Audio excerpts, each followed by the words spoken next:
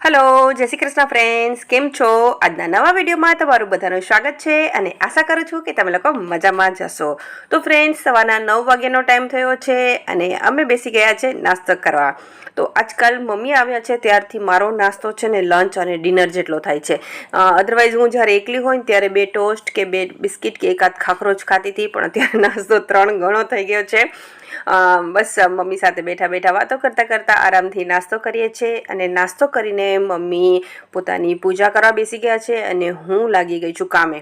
तो सौथी पहेला तो अहींया दाळ भात पलाળી दईश, कारण के इंडक्शन पर रसोई करवानी एटले एक एक वस्तु ज बने छे एटले थोड़ुं जल्दी स्टार्ट करवुं पड़े छे। तो आजे दाळ भात टींडोळानुं शाक अने रोटली बनवानुं छे। तो बस अहींया दाळ भात पलाળી दीधा छे अने टींडोळाने पण थोड़ा पलाળી दईश अने मम्मीनी पूजा थई जशे पछी मम्मीने आ टींडोळा सुधारवानुं काम आपी दईश, कारण के मम्मी अहींया बहु ज फ्री रहे छे तो मम्मीने कंटाळो आवे छे के मने कंईक काम जोईए छे। तो बस हवे अहींया आवी गई छुं हॉल में सोफा ने सरखा करीश। एक्चुअली एक वखत मैं सोफा क्लीन कर दीधा छे पण तो पण झाड़ू पोछा करता पहला एकवार पाछा क्लीन करी दईश, कारण के रेक्सिनना सोफा छे एटले थोड़ी बेसवाथी पण कवर थोड़ा अव्यवस्थित थई जता होय छे तो तेने थोड़ी थोड़ी वारे सरखा करवा ज पड़े छे। तो फ्रेंड सवारनुं जे काम छे ते फिक्स ज होय छे, बस लागी ज पड़वानुं होय छे। कपड़ा वासण झाड़ू पोछा ने रसोई तो मशीनी जेम काम करीए त्यारे काम बधुं टाइमसर पहोंचे छे। तो फ्रेंड बस अहींया सोफा ठीक करी दीधा छे अने हवे रूम ठीक करी दईश ताकि मम्मी एनी पूजा करी ले। तो आ रूम तो एक्चुअली मैं सवारे एक वखत क्लीन करेलो छे एटले वधारे नथी, बस थोड़ुं पाछो बेड बगड़ेलो छे तो तेने क्लीन करी दईश अने बस पछी मम्मी अहींया मंदिर छे तो तेनी पूजा करशे अने हूँ मारुं काम करीश। कपड़ा पलाળી दीधा छे, एक वखत कपड़ा वॉश थई गया छे, हस्बंडना यूनिफॉर्म हता ते अने बीजी वखत कपड़ा पलाળી दीधा छे। तो साथे साथे रसोई भी थशे, कारण के इंडक्शन पर करवानुं छे एटले एक एक बनशे एटले ई भी साथे साथे करती जाईश, प्लस कपड़ा भी वच्चे वच्चे फेरवती जाईश अने झाड़ू पोछा पण थता जशे अने बस मम्मी साथे वातो पण थती जशे। तो बस अहींया रूम क्लीन कर दीधो छे, हवे जती रहीश बीजा रूममां। तो फ्रेंड आ रूम वधारे बगड़े छे, कारण के बधा आ रूममां वधारे होय छे। तो आनी बेडशीट पण सरखी करी लईश। अने फ्रेंड आज झाड़ू पोछा करवानो मारो छेल्लो दिवस छे, कारण के कालथी मैं मासीने झाड़ू पोछा माटे राखी लीधा छे, कारण के हवे मारो जे बिजनेस छे ते ग्रो करे छे धीरे धीरे, तो एनुं काम मारे वधी गयुं छे, प्लस यूट्यूब छे एटले टाइम हवे मने बहु ज ओछो मळे छे। तो कालथी झाड़ू पोछा माटे मासी आवशे एटले मारुं काम थोड़ुं ओछुं थई जाय अने हूँ प्रोपरली मारा बिजनेसमां ध्यान आपी सकूं। तो बस अहींया आखा घरमां झाड़ू निकाળી દીધું છે। 10:15 10:30 જેટલો ટાઈમ થયો છે અને दूध આવી ગયું છે। તો સૌથી પહેલાં તો दूध લઈ લઈશ, કારણ કે એને બી ગરમ કરવાનું છે એક પછી એક, ઇન્ડક્શન એક જ છે અને ફ્રેન્ડ હવે એકદમ એન્ડ ઉપર સિલિન્ડર છે, ગમે ત્યારે જઈ શકે છે। જો કે બુક થઈ ગયો છે, 1 મહિના પછી અમારો સિલિન્ડર બુક થયો છે, કારણ કે અહીંયા રૂરલ એરિયામાં છે અને વીકમાં એકાદ વખત જ અમારી ટાઉનશીપમાં ટેમ્પો આવે છે। તો ફાઇનલી હવે સોમવારે આશા છે કે આવી જશે। તો ઇન્ડક્શનનો યુઝ વધારે છે, તો અહીંયા દાળ ભાત અને બંને દૂધ મારા ઝાડુ પોછા થઈ જાય ત્યાં સુધી મારે કરી લેવાનું છે અને બસ હવે ચાલુ કરી દીધું છે પોતું। तो पोतुं मारुं भगवानना रूमथी स्टार्ट थाय छे। तो बंने रूम अने हॉलमां पोतुं मारी दीधुं छे। हवे जे आ लोबीनो एरिया छे त्यां पोतुं मारीश अने पछी छेल्ले बंने साइड बारनी साइड पोतुं मारीश।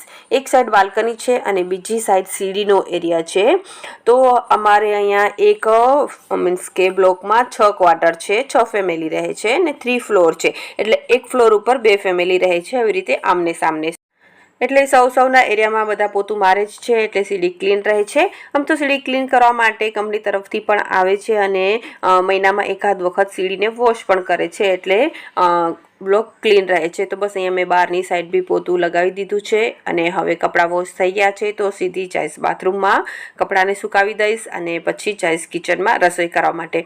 તો ફ્રેન્ડ તડકો मीन्स के उनाळो एकदम पीक पॉइंट पर है, तड़को सरस है एटले एकाद कलाकमां ज ड्रायर करेला कपड़ा होय ते सुकाई जाय छे। तो हस्बंडना जे यूनिफॉर्म में सवारे वॉश कर्या हता ते सुकाई गया, तो तेने घड़ी करीने मूकी दीधा छे अने हवे आ बीजी वखतना कपड़ा वॉश थई गया छे तो तेने सुकावी दईश।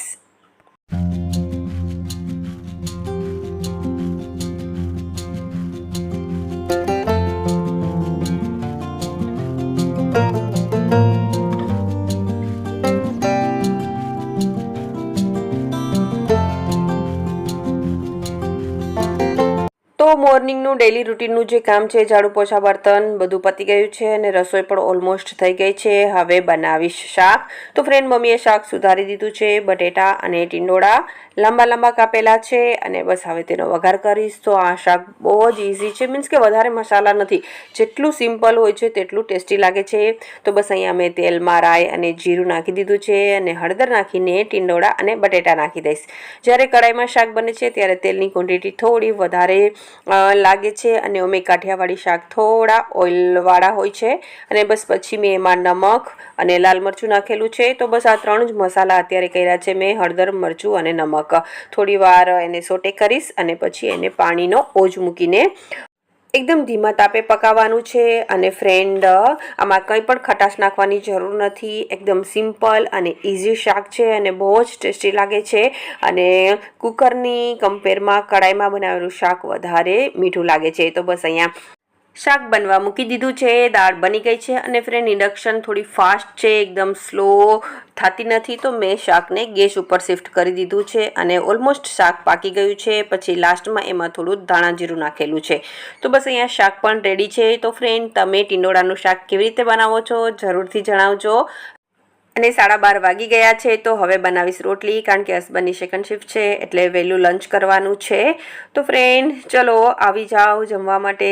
લંચ તૈયાર છે. દાળ, ભાત, શાક, રોટલી, ગોળ, છાશ અને સાથે અથાણા. તો હવે સીધી મળું છું તમને બપોરે 4 વાગ્યે. ચા પી લીધી છે અને મારી આજે ટ્રેનિંગ છે તો બસ એ જ અટેન્ડ કરી રહી છું. 4 થી 6 2 કલાક ટ્રેનિંગ ચાલશે અને પછી મારું કામ સ્ટાર્ટ થશે. તો અઠવાડિયામાં 2 થી 3 દિવસ કન્ટિન્યુ આવી રીતે મારી ટ્રેનિંગ હોય છે. તો બપોરે 2 થી 3 કલાક મારે ટ્રેનિંગને આપવાનો હોય છે, પ્લસ દિવસના 3 કલાક જેટલો મારે બિઝનેસને ટાઈમ આપવાનો હોય છે. તો ટોટલ મારે 5 કલાક જેટલો ટાઈમ બિઝનેસને આપવાનો હોય છે. અને સાથે યુટ્યુબ છે તો હવે મને થોડો ઓછો ટાઈમ મળે છે. તો ફ્રેન્ડ, ફાઇનલી 5:30 મારી ટ્રેનિંગ ખતમ થઈ ગઈ છે. તો સૌથી પહેલાં તો મેં બહારથી કપડાં લઈ લીધા છે, મમ્મીને આપી દઈશ. મમ્મી ઘડી કરશે, કારણ કે મમ્મી બી નવરા બેઠા થાકી ગયા છે તો એને બી એક કામ મળી જાય. અને બસ પછી અહીંયા આવી ગઈ છું કિચનમાં. તો ફ્રેન્ડ, આજે હું બનાવવાની છું કુલ્ફી, અને એ પણ ટોસ્ટમાંથી બનાવવાની છું. એકચ્યુઅલી આ રેસીપી મમ્મીની છે. મમ્મી આ કુલ્ફી બહુ જ બનાવે છે તો મેં કીધું ચલો હું પણ ટ્રાય કરું. તો અહીંયા મેં દૂધ લીધું છે 1 લીટર. આમ તો ફૂલ ફેટ ગોલ્ડનું દૂધ લેવાનું છે, પણ ગોલ્ડ નથી મળ્યા એટલે તાજામાંથી બનાવશું અને ઉપરથી મલાઈ નાખી દઈશું. તો અહીંયા 1 લીટર દૂધ છે, તેને કડાઈમાં નીકાળી લઈશ.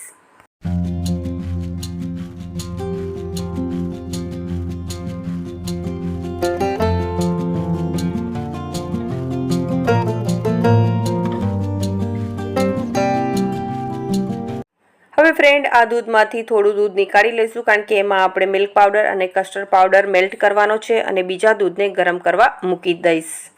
સૌથી પહેલાં તો દૂધને ગરમ કરી લેવાનું છે. તો દૂધ ગરમ થાય ત્યાં સુધી હું જે સાઈડમાં દૂધ નીકાળેલું હતું તેમાં મિલ્ક પાવડર અને કસ્ટર્ડ પાવડર એડ ઓન કરી દઈશ. તો ફ્રેન્ડ, અહીંયા મેં 2 મોટી ચમચી ફૂલ ભરીને મિલ્ક પાવડર નાખેલો છે અને સામે એટલો જ કસ્ટર્ડ પાવડર નાખવાનો છે. બેની ક્વોન્ટિટી સેમ રાખવાની છે. એક પેકેટ દૂધનું એટલે કે 500 ગ્રામ દૂધ હોય તો તેમાં 1 મોટી ચમચી મિલ્ક પાવડર, 1 મોટી ચમચી કસ્ટર્ડ પાવડર. તો અહીંયા મેં 2 પેકેટ લીધા છે તો 2 ચમચી નાખેલું છે. અને હવે બંનેને દૂધમાં સરખી રીતે મિક્સ કરી દીધું છે. લમ્સ ના રહેવા જોઈએ. અને પછી જે દૂધ ગરમ થઈ ગયું છે તેમાં એ મિક્સચરને એડ ઓન કરવાનું છે એટલે દૂધ થીક થઈ જાય.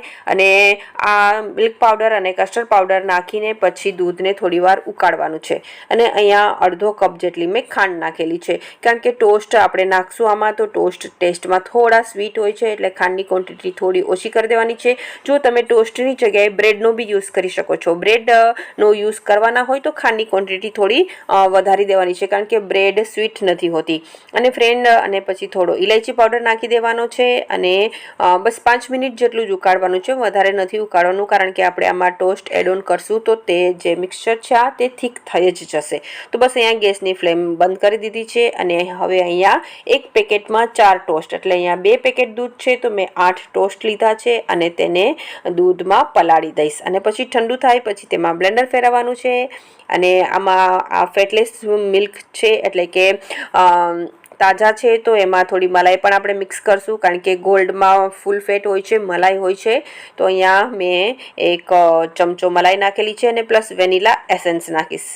એસેન્સ તમે કેસર છે, ઇલાયચી છે, કોઈ બી નાખી શકો છો. તો ફ્રેન્ડ કુલ્ફી તમારે જે ફ્લેવરની બનાવવી હોય તે એસેન્સ તમે યુઝ કરી શકો છો. અને બસ હવે બ્લેન્ડર ઘુમાવીને બધું મિક્સ કરી દઈશ, એટલે જે દૂધ છે તે એકદમ જાડું થઈ જશે અને પછી એને જમાઈ દેવાનું છે. આઈસ્ક્રીમની જેમ આને 2 વખત પીસવાની બિલકુલ બી જરૂર નથી. 4 થી 5 કલાકમાં કુલ્ફી રેડી થઈ જાય છે. છેલ્લે અહીંયા ડ્રાયફ્રૂટ્સ નાખી દીધા છે બારીક કાપીને, અને પછી બસ એને 4 થી 5 કલાક ફ્રીઝર કરવાની છે. તમારી પાસે કુલ્ફીના મોલ્ડ હોય તો તેમાં પણ નાખી શકો છો, યા ફિર મટકીમાં પણ એને ફ્રીઝ કરી શકો છો. તો ફ્રેન્ડ અત્યારે ફ્રીઝર ફૂલ છે, વટાણા છે, પનીર છે, ચીઝ ને બધું નાખેલું છે, પ્લસ ગોલો બનાવવા માટે આઈસ પણ બહુ જ બધો મૂકેલો છે. તો ગમે તેમ કરીને ફ્રીઝરમાં સેટ કરી દીધી છે.